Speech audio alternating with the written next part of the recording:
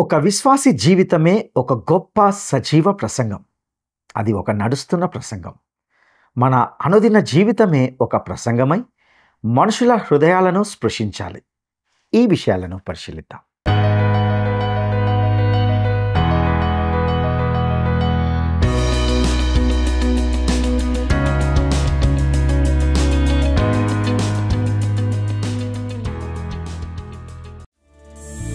నిన్ను పోలిన వారెవరు? మేలు చేయు దేవుడవు, నిన్నేనే నమ్మితిన్ నా దేవా. నిన్ను పోలిన వారెవరు? మేలు చేయు దేవుడవు, నిన్నేనే నమ్మితిన్ నా దేవా. నిన్నే నా జీవితమునకు ఆధారము చేసి కొంటిని.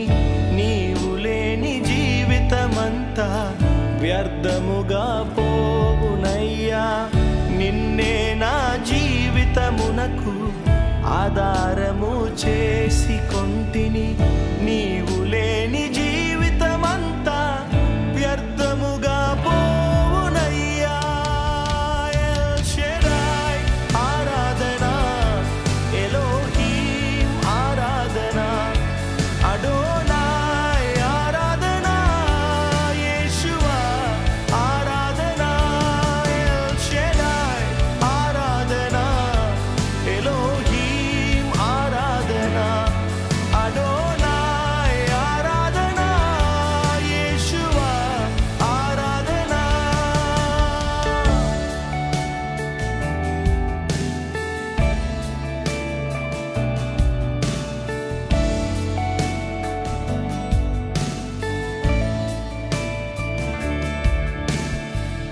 కృంగియున్న నన్ను చూచి కన్నీటిని తుడిచితివయ్యా. కంటి పాపవాలే కాచి కరుణతో నడిపితివయ్యా. కృంగియున్న నన్ను చూచి కన్నీటిని తుడిచితివయ్యా.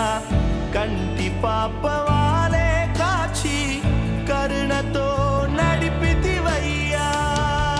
ఎల్ షెడాయ్ ఆరాధన, ఎలోహీం ఆరాధన, అడోనాయ్ ఆరాధన, యేషువా ఆరాధన. ప్రియమైన మిత్రులారా, మిమ్మల్ని అందరినీ ప్రేమధార కార్యక్రమానికి ప్రేమతో ఆహ్వానిస్తున్నాం.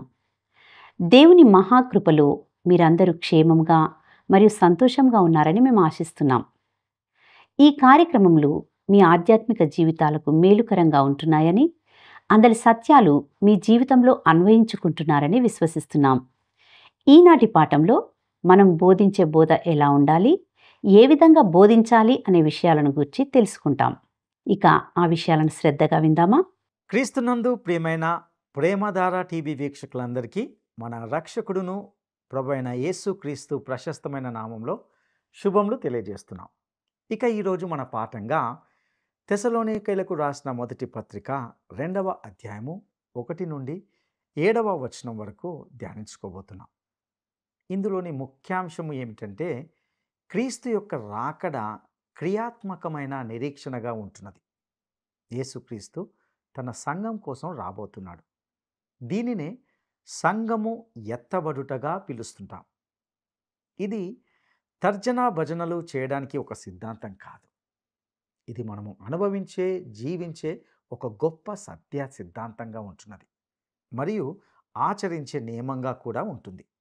ఒక బాధాకరమైన విషయం ఏమిటంటే ఈనాడు చాలామంది క్రీస్తు మహాశ్రమల తర్వాత వస్తాడు అని వాదిస్తుంటారు.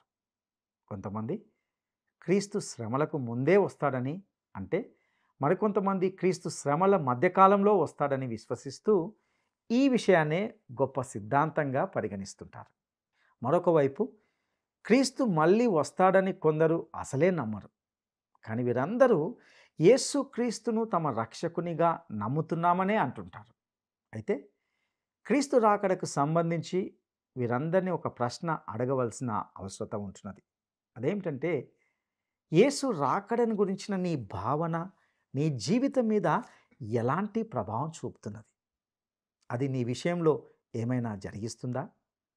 ఒకవేళ నీ యొక్క అభిప్రాయం గనుక నీ జీవితం మీద ఎటువంటి ప్రభావం చూపించకపోతే, నువ్వు తప్పకుండా నువ్వు నమ్మే సిద్ధాంతము లేక అభిప్రాయం విషయంలో పునర్విమర్శ అనగా పునరాలోచన చేసుకోవాలని కోరుతుంటున్నాను. ప్రభు యొక్క రాకడ కొరకు ఎదురు చూడడం అనేది ఒక విశ్వాసి యొక్క జీవితంలో ఉత్తేజాన్ని, ప్రేరణను కలిగించేదిగా ఉండాలి. కాబట్టి ఇప్పుడే మరొకసారి యేసు రాకడ సత్యాన్ని హృదయంలో స్థిరపరచుకోవాలని కోరుతున్నాం. విశ్వాసి జీవితానికి యేసు రెండవ రాకడకు గొప్ప అవినాభావ సంబంధం ఉంటున్నది.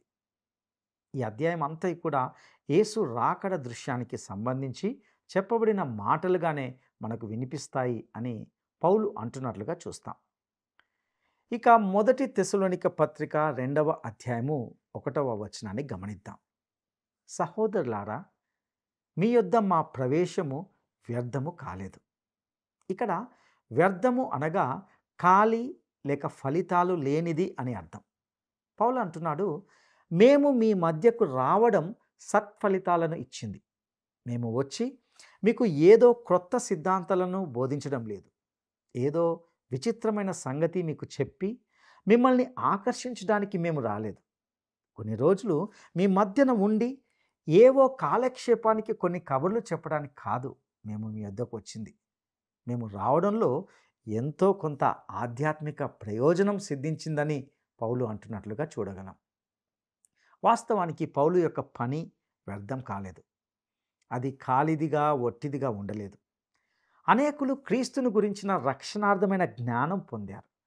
అక్కడ ఒక సంఘం ఉనికిలోకి వచ్చింది. పౌలు తెస్సలోనికయలో ప్రవేశించడం వల్ల అనేక మంది జీవితాల్లోకి సువార్త చొరవ తీసుకుని పోయింది. అక్కడ ప్రజల ఇండ్లలోకి, పట్టణ వీధుల్లోకి అనగా అక్కడి స్త్రీలు మరియు పురుషుల హృదయాల్లోకి ఈ సువార్త ప్రవేశించింది. ఇక తెస్సలోనికయలకు రాసిన మొదటి పత్రిక 2వ అధ్యాయము 2వ వచనాన్ని గమనిద్దాం. మీరెరిగినట్టే మేము ఫిలిప్పిలో ముందు శ్రమపడి అవమానం పొంది ఎంతో పోరాటంతో దేవుని సువార్తను మీకు బోధించుటకై మన దేవుని యందు ధైర్యము తెచ్చుకొంటిమని మీకు తెలియను. ప్రియులారా, దేవుని సువార్తను వ్యతిరేకించే శక్తులతో పౌలు ఎంతగానో పోరాడవలసి వచ్చింది. ఇక్కడ పోరాటం అనే మాటకు గ్రీకు భాషలో ఆగోని అనే మాట వాడబడింది. దీని భావం ఏమిటంటే సంఘర్షణ లేక వేదన. ఇక్కడ గొప్ప సంఘర్షణ తలెత్తింది. పౌలు వారిని సందర్శించినప్పుడు వారి అంతరంగమందు గొప్ప వేదన ఏర్పడింది. ఇక్కడ పౌలు ఫిలిప్పిలో ఎదుర్కొన్న తన అనుభవాలను జ్ఞాపకం చేసుకుంటున్నాడు. ఫిలిప్పిలో పౌలును అవమానపరిచారు. ఎంతో శ్రమ పొందాడు. సంఘర్షణలు, ప్రతిఘటనలు ఎదురయ్యాయి. అయినప్పటికీ దేవుని యందు ధైర్యం తెచ్చుకొని సేవ చేశాడు. ఈ సంగతి మీకు తెలుసు అని పౌలు అంటున్నాడు. అపోస్తల కార్యములు 16వ అధ్యాయంలో ఈ వివరాలు స్పష్టంగా చెప్పబడ్డాయి. గత అనుభవాలను బట్టి పౌలు నిరుత్సాహపడలేదు. సువార్తను ఇంకా బలంగా ప్రకటించడానికి ప్రేరణ పొందాడు తప్ప దాని ప్రాముఖ్యతను ఎంతమాత్రము తగ్గించలేదు. అతడు ప్రతిఘటనకు భయపడి రాజీ మార్గాన్ని అనుసరించిన వాడు కాదు. పౌలు ఏమీ రహస్య విశ్వాసి కాడు. అతడు దేవుని రాయబారి. బహిరంగ సువార్త సేవకు దాపరికము ఏమీ లేదంటున్నాడు. పౌలు తాను ఫిలిప్పిలో ఏ విధంగా జరిగించాడో అలాగే తెస్సలోనికలో కూడా సువార్తను స్ఫూర్తితో, ఆత్మశక్తితో బోధించాడు. పౌలు తెస్సలోనికలో అడుగుపెట్టినప్పుడు దేవుని వాక్యంలో ఉన్నది ఉన్నట్లు వారికి నమ్మకంగా ప్రకటించాడు. పౌలు తన సువార్తిక యాత్రలో వివిధ సందర్భాల్లో ఎన్నో ప్రసంగాలు చేశాడు. తాను రక్షణ అనుభవం పొందిన తర్వాత దమస్కులో గొప్ప ప్రసంగాన్ని ప్రసంగించాడు. ఏథెన్స్లో మరొక ప్రసంగం చేశాడు. ఎఫెసులో తురన్ను అనే ఒకని పాఠశాలలో ఎన్నెన్నో ప్రసంగాలు చేశాడు. మరియు కొరింథీ ప్రాంతంలో కూడా తనను తాను, తన మాటలను సమర్థించుకునే అనేక క్లుప్త ప్రసంగాలను పౌలు చేశాడు. కొంతమంది యెరూషలేంలో నిర్బంధంలో పౌలు చేసిన బహిరంగ ప్రసంగం ఎంతో గొప్ప ప్రసంగంగా భావిస్తుంటారు. అలాగే ఫెలిక్సు, ఫేస్తు, అగ్రిప్ప మొదలైన రాజకీయ వ్యక్తులతో పౌలు మాట్లాడిందంతా విశ్లేషిస్తే ఎన్నో గొప్ప ప్రసంగాలు అవుతాయి. ముఖ్యంగా అగ్రిప్పను సంబోధిస్తూ పౌలు చేసిన ఉపన్యాస ప్రసంగం నిజంగా ఎంతో అద్భుతమైన ప్రసంగం అని చెప్పవచ్చు. అదేవిధంగా నదీ తీరాన ఎఫెసీ పెద్దలను ఉద్దేశించి పౌలు ఒక వీడ్కోలు ప్రసంగం చేశాడు. ప్రియులారా, ఇక్కడ ముఖ్యంగా గమనించవలసిన విశేషం ఏమిటంటే ప్రతి ప్రసంగంలో పౌలు క్రీస్తునే ప్రకటించాడు, ప్రత్యక్షపరిచాడు. క్రీస్తు యొక్క మరణ పునరుత్థానాలు పౌలు ప్రసంగాల్లో ముఖ్య సత్యాలుగా, కేంద్ర అంశాలుగా ఉండినాయి. అయితే ఈ ప్రసంగాల విషయం కాసేపు అలా ప్రక్కన ఉంచుదాం. నేను అంటాను, తెసలోనికలోని పౌలు జీవితమే ఒక గొప్ప సజీవ ప్రసంగం అని చెప్పగలను. ఎందుకంటే అది వ్రాసిన ప్రసంగం కాదు, మాట్లాడిన ఉపదేశం కాదు. పౌలే ఒక నడుస్తున్న ప్రసంగం.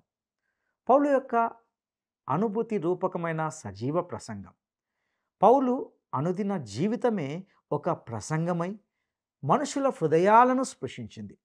పౌలు యాకోబు పత్రిక 2వ అధ్యాయము 26వ వచనాన్ని తీసుకొని క్రియలు లేని విశ్వాసం మృతం అనే వాస్తవాన్ని అనుభవపూర్వకంగా వెల్లడి చేశాడు.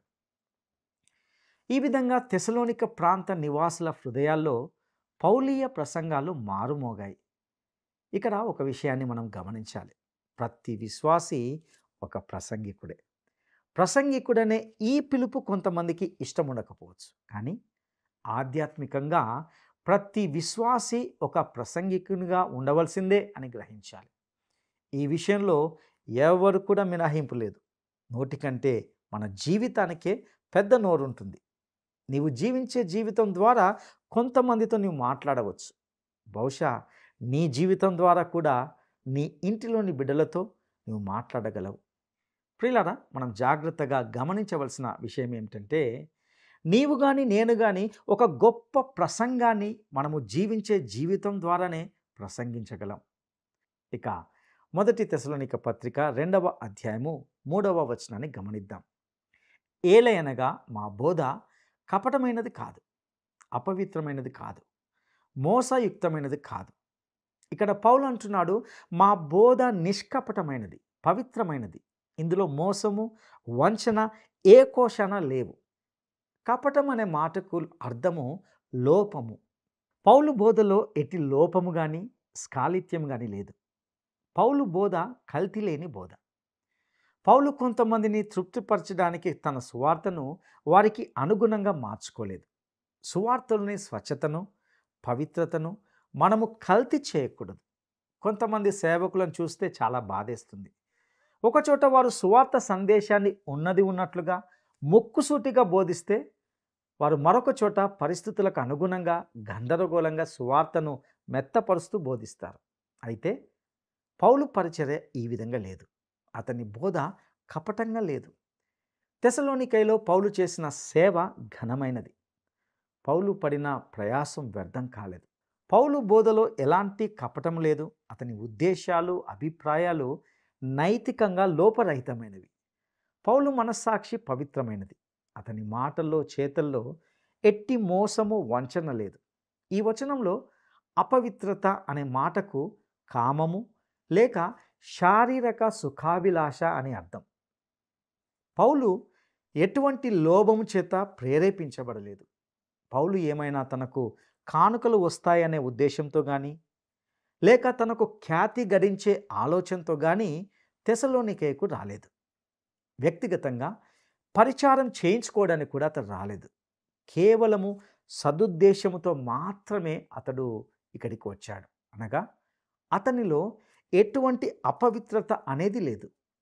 ఇక్కడ మనము మోసయుక్తమైనది కాదు అనే మాటను గమనిస్తాం. అనగా పౌలు వారితో ఎటువంటి తప్పుడు పద్ధతులను వాడలేదు. అతడు తన ప్రాచీన స్వభావాన్ని సంతోషపరిచే పక్షపాతంకు కానీ కోరికలకు కానీ చోటివ్వక తన స్థాయిని తక్కువ చేసుకోకుండా జాగ్రత్త పడ్డాడు. తన పాపభూయిష్టమైన శరీరాన్ని అతడు ఆశ్రయించలేదు. ప్రియులారా, పౌలు అలా ఎన్నడూ సువార్త ప్రకటించే విషయంలో మోసయుక్తంగా ప్రవర్తించలేదు. దేవుని వాక్యాన్ని బోధించే ప్రతి ఒక్కరూ తాను కపటంగా కానీ, లేక అపవిత్రంగా కానీ, లేక మోసయుక్తంగా కానీ ప్రకటిస్తున్నామా అని తమను తామే ప్రశ్నించుకోవాలి. మనము నిజాయితీగా ఉండాలి. మన ఉద్దేశాలను ఎప్పుడు పరీక్షించుకుంటూ ఉండాలి. స్నేహితులను సంపాదించుకోవడానికి కానీ, లేక ప్రజలను ప్రభావితం చేయడానికి కానీ మనము బోధిస్తున్నామా? లేక దేవుని వాక్యాన్ని నిజాయితీగా ఇతరులకు అందజేస్తున్నామా? మనం పరీక్షించుకోవాలి. ఇక తెస్సలోనికీయులకు రాసిన మొదటి పత్రిక 2వ అధ్యాయము 4వ వచనాన్ని గమనిద్దాం. సువార్తను మాకు అప్పగించుటకు యోగ్యులమని దేవుని వలన ఎంచబడిన వారమై మనుషులను సంతోషపెట్టు వారము కాక మన హృదయములను పరీక్షించు దేవునినే సంతోషపెట్టు వారమై బోధించుచున్నాం. యేసుక్రీస్తు మహిమ దృష్ట్యా పౌలు ప్రతిదీ చెప్పాడు, చేశాడు కూడా. ఇక్కడ పౌలు అంటున్నాడు, మమ్ములను యోగ్యులము అని తెలిపి ఈ సువార్త ప్రకటన బాధ్యతను దేవుడే మాకు అప్పగించాడు. మనుషులను సంతోషపెట్టేవారం కాము, దేవుని సంతోషపెట్టడానికి సేవ చేస్తున్నాము. ఇక్కడ ఎంచబడుట అనే మాటకు పరీక్షించబడుట లేక ఆమోదించబడుట అని అర్థం. పౌలు తాను అనుభవం లేని వ్యక్తి అని అనడం లేదు. అయితే అతడు మనుషులను సంతోషపెట్టువాడు కాదు. తన పలుకుబడి కొరకు అతడు ఏనాడు కూడా ప్రాకులాడలేదు. తన పేరు ప్రఖ్యాతుల కోసం వెంపర్లాడలేదు. పౌలు తాను బోధించేటప్పుడు మనుషులు ఏమనుకుంటారోనని ఎప్పుడు ఆలోచించలేదు. కానీ దేవుడు తన విషయంలో ఏమని అనుకుంటాడో అని మాత్రమే ఆలోచించాడు. ప్రియులారా, పౌలు ఏనాడు చులకనైన పద్ధతులను వాడలేదని గ్రహించాలి.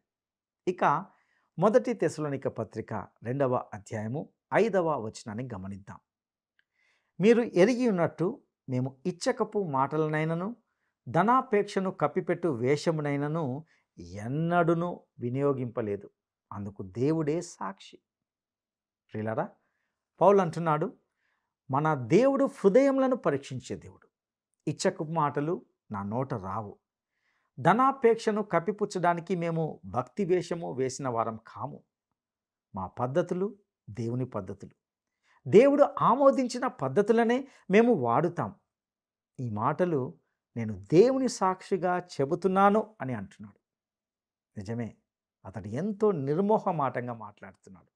నేను ఎవరిని మెప్పించడానికి, ముఖస్థుతి చేయడానికి కానీ రాలేదని సూటిగా చెప్తున్నాడు. ముఖస్థుతి మనలను నిరాయుధులుగా చేస్తుంది. పౌలు ఎప్పుడు కూడా తన పరిచర్యలో ముఖస్థుతి అనే పద్ధతిని వాడలేదు. అదేవిధంగా ధనాపేక్ష అనగా దురాశ అనే వస్త్రాన్ని కూడా అతడు ఏనాడు కూడా తన పరిచర్యలో వినియోగించలేదు. అంటే చాలామంది ఘనత కొరకు, పేరు ప్రఖ్యాతుల కొరకు, హోదా కొరకు దురాశను కలిగి ఉంటున్నారు. ఈ విషయంలో మనలను మనము ఎల్లప్పుడూ పరీక్షించుకుంటూ జాగ్రత్త పడుతూ ఉండాలి. ఇక మొదటి తెస్సలోనిక పత్రిక 2వ అధ్యాయము 6వ వచనాన్ని గమనిద్దాం. మరియు మేము క్రీస్తు యొక్క అపోస్తులమై ఉన్నందున అధికారము చేయుటకు సమర్థులమై ఉన్నను మీ వలననే గాని ఇతరుల వలనే గాని మనుషుల వలన కలుగు ఘనతను మేము కోరలేదు. ప్రియులారా, ఇక్కడ పౌలు యొక్క మాటలను గమనించారా? పౌలు అంటున్నాడు, మేమెవరిమి? క్రీస్తు యొక్క అపోస్తులం, మాకు అట్టి అధికారం ఉన్నది. అధికారం చెలాయించాలనుకుంటే అలా చేసే సామర్థ్యం కూడా లేకపోలేదు. మనుషుల వల్ల ఎట్టి ఘనతను మేము కోరము. తెస్సలోనిక సంఘస్థులారా, మీరైనా మరెవరైనా మమ్ములను ఘనపరచాలని మేము కోరడం లేదు. అట్టి ఆశలు మాకు లేవు. ఈ విధంగా పౌలు తన సేవా సాక్ష్యాన్ని తెస్సలోనిక సంఘస్థులతో పంచుకుంటున్నాడు. పౌలు యొక్క ప్రబోధాలు ఎంతో గంభీరమైనవి.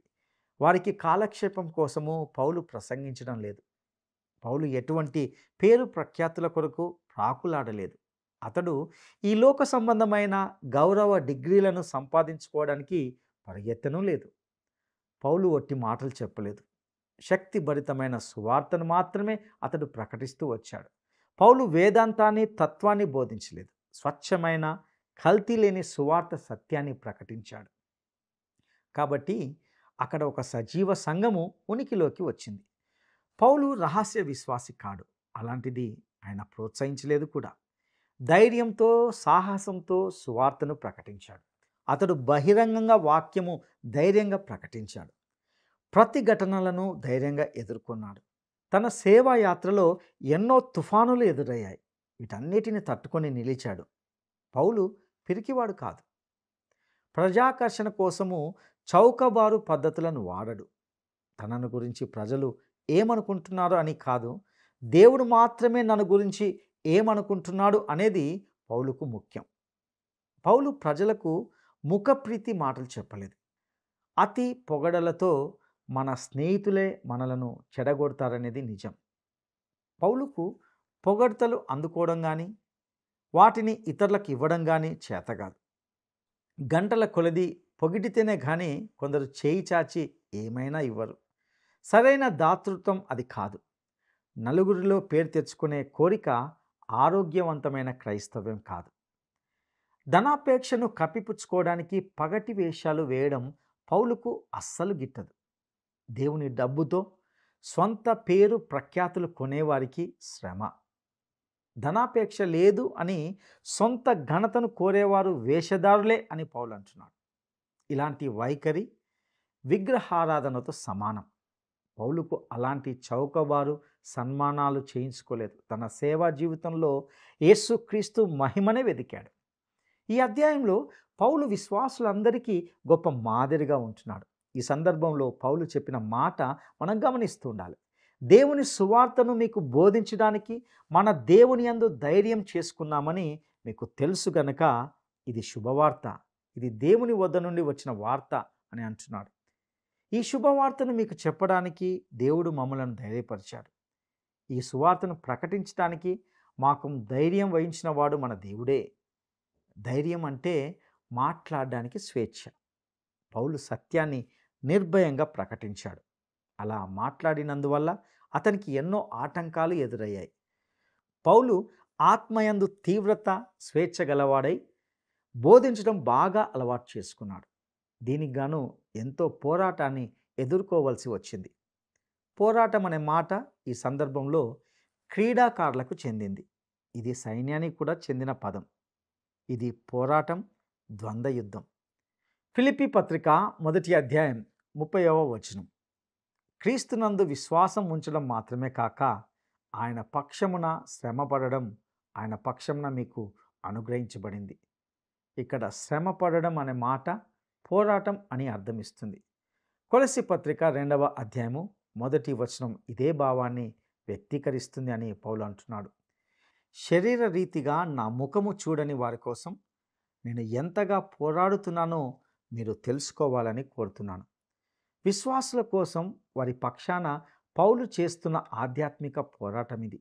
3వ వచనంలో పౌలు అన్నాడు, మా బోధ కపటమైనది కాదు. ఇక్కడ బోధ అంటే ఆదరణ గల ఉపదేశం అని అసలు అర్థం. ఆదరణ కొలిపే హెచ్చరిక, ఆదరణకర్త అని పరిశుద్ధాత్మకు పేరు ఉంటున్నది. పరిశుద్ధాత్మ ఆదరణకర్తే కాదు, జ్ఞాపకకర్త కూడా. పరిశుద్ధాత్మ తీర్పును గురించి, పాపమును గురించి, నీతిని గురించి పాపిని ఒప్పిస్తాడు.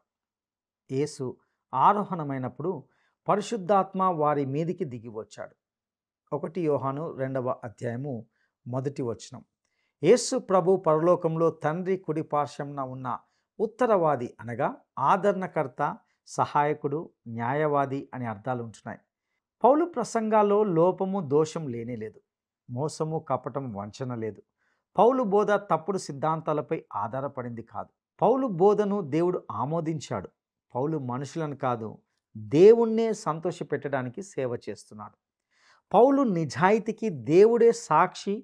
తాను అపోస్తులుడై ఉండి వారి మీద పెత్తనం చెలాయించాలనే అధికారం చెలాయించాలని పౌలు ఎన్నడూ అనుకోలేదు. మేము క్రీస్తు అపోస్తులము అని తన తోటి అపోస్తులను కలుపుకొని చెబుతున్నాడు. ఇక 1 తెస్సలోనిక పత్రిక 2వ అధ్యాయము 7వ వచనాన్ని గమనిద్దాం.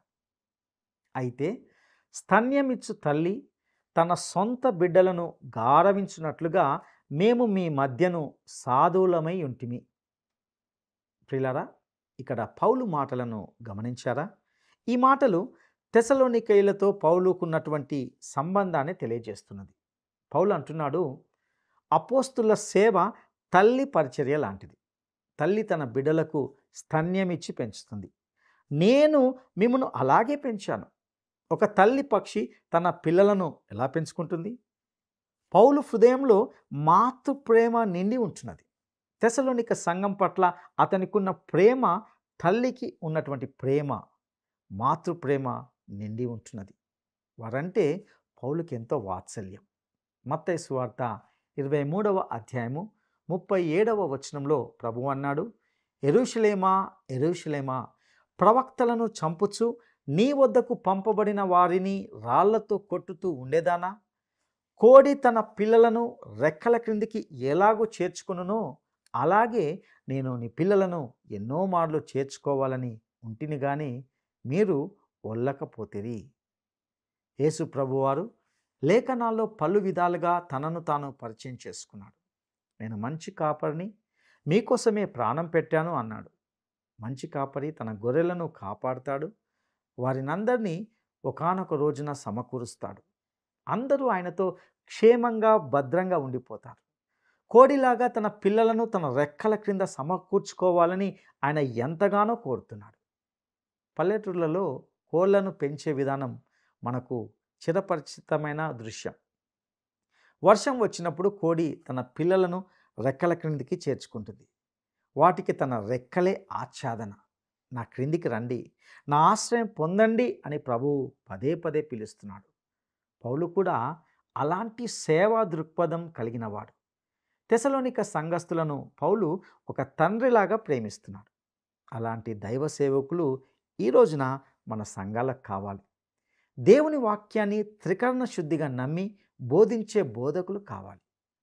అక్కడలో ఉన్న వారితో సంప్రదించి వారిని తల్లి ప్రేమతో చూసేవారు కావాలి.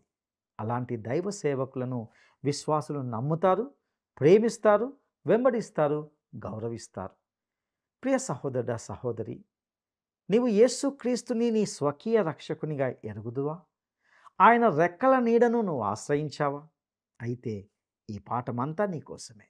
మన ప్రభు అయిన యేసుక్రీస్తు వారి కృప, తండ్రి అయిన దేవుని ప్రేమ, పరిశుద్ధాత్మ యొక్క అన్యోన్య సహవాసము మనందరికీ సదాకాలము తోడైనగాక.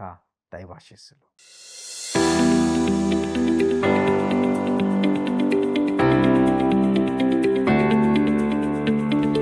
ఎఫెసులో ఎవరి పాఠశాలలో పౌలు ఎన్నో ప్రసంగాలు చేశాడు. ఎఫెసులో ఎవరి పాఠశాలలో పౌలు ఎన్నో ప్రసంగాలు చేశాడు.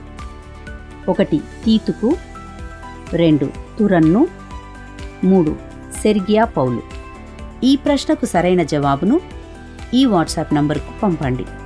మా వాట్సాప్ నంబర్ 9399952570. నేటి ఈ కార్యక్రమం మీ జీవితాలకు ఆశీర్వాదకరంగా ఉందని, ఇందులో సందేశము మీ మనసుకు నచ్చినదని నమ్ముతున్నాం. మీకు ఈ అధ్యయనానికి సంబంధించి ఏవైనా ప్రశ్నలు కానీ, లేదా సందేహాలు కానీ, లేక ప్రార్థనా మనవులు కానీ ఉంటే క్రింద ఇవ్వబడిన ఫోన్ నంబర్ ద్వారా మమ్మల్ని సంప్రదించగలరు. మీ అభిప్రాయాలను, మీరు పొందిన మేలులను మాతో పంచుకుంటారని ఆశిస్తున్నాం. దేవుడు మిమ్మల్ని దీవించునుగాక. ఆమేన్. ఈ కార్యక్రమం మీకు నచ్చిందా? అయితే వెంటనే మిస్డ్ కాల్ ఇవ్వండి.